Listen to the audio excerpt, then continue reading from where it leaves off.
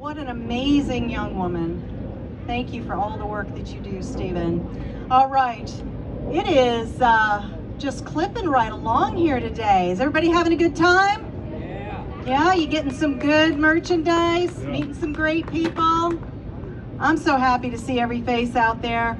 All right, our next speaker about to take the stage is the owner of Black Flag Recovery and Security. Nic Kehe is a graduate of the Pacific West Academy of Executive Protection Training, where he graduated at the top of his class.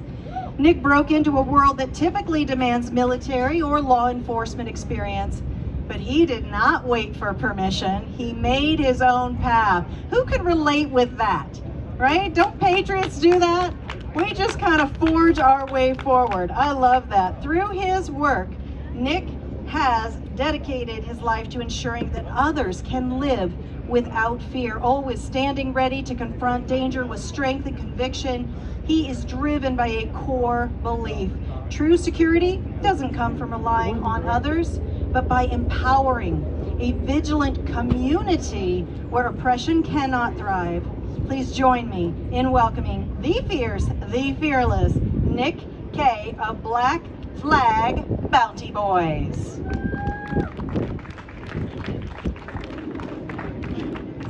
Much appreciated. All right, you guys, my name is Nic Kehe, owner-operator, Black Flag Security, Black Flag Recovery. Thanks for being here. Can we start this off with a freedom, a really loud freedom from everybody? 1, 2, 3. Freedom! I was prepped to be able to like correct it and be like, I want a Braveheart freedom, but she actually did pretty good. So about 9 years ago, I got into recovery work, and you know, nobody had taught me anything. There was nobody pushing me to do it. I found one of the bigger bond companies in Phoenix and went down there and applied, and the owner was sitting down there. His name was Alpha. We all called him Alpha. And I walked in and I sat down, and Alpha was sitting there. He had 2 other local goons in his office, and he had his arms crossed, and he's looking at me, and he was like, "You a cop?" And I was like, "No." "You ex-military?" And I was like, "No." "What the hell can I do with you then?" But he didn't say hell, right? And I was like, okay. And I leaned in and I said, "In all fairness, man, I could probably kick your butt." And that's not how I said it. And he goes, "For real?" And I was like, "Yeah, for real." And he was like, "Can you put handcuffs on that guy?" Slap some handcuffs down on the desk.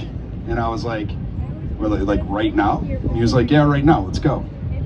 So that was my audition. That was me trying out for the team. And right there, it was go time. And we started going after each other. I grabbed his boot, and he kicked his foot back, and this finger, my ring finger, bent backwards. It snapped sideways, and it was sitting there. And I pulled my hand back, and Alpha looked at me, and he was like, "Oh, I guess we're done then." And I was like, and I balled my hand up, and I was like, "Oh, we're not done. We're not done." And I went after the guy. I tapped him out 3 times, put the handcuffs on him, and I was on the team, right? And from then on, about a year later, I was running recoveries on my own. I was doing whatever, and now, years later, we've got our own recovery team. We've made a name for ourselves. We just broke off into the private security world. We do contract work. We're doing EP work, bodyguard work. And none of that would have been possible had I not trained myself, had I not gone to jiu-jitsu for 10 years, earned a brown belt or a purple belt. I'm halfway to my brown belt right now. And firearms. If we in the private sector could not use firearms, our job would not be possible. And there's a big movement right now to stop training. There's always been a movement against firearms, but right now there's a movement to stop people from getting private training to better themselves, to learn how to stay safe in a crazy, volatile, violent situation, which is very imperative, very important. So I stress the importance of investing in yourself and getting the training that you need if you feel the calling to do it. You don't need someone else to give it to you. You don't need someone else to pay for it. I went to the Pacific West Academy, and it was a $16,000 course. It's a 3-month course where you stay on site and they train you. Okay, I invested that time myself. We that went to this academy, we paid to go to this academy and not work for 3 months. Okay, so and it was one of the best decisions that me and my guys ever made. One of my guys is right here. His name is Ephraim. I got another guy over there videotaping me. His name is Luigi. We call him Louis. We call him Larry. We call him Echo. We got a team on our recovery side, we got about 6, 7 guys, and then the security side, we got about 10 guys. Okay, thank you. But yeah, so it's very important to train yourself, right, for many reasons. Also, just being vigilant in general, right? Stephen Williford was just up here, and I didn't hear him tell this part of the story, and hopefully he doesn't mind. He's talking right now, so you might not hear me. Hopefully he doesn't mind if I share this part of his story. Thank you. Okay. So in his story, okay, the first responders, the police did not show up until 19 minutes after the last shot was fired. Okay, and I'm just going to say, I see some of you shaking your head.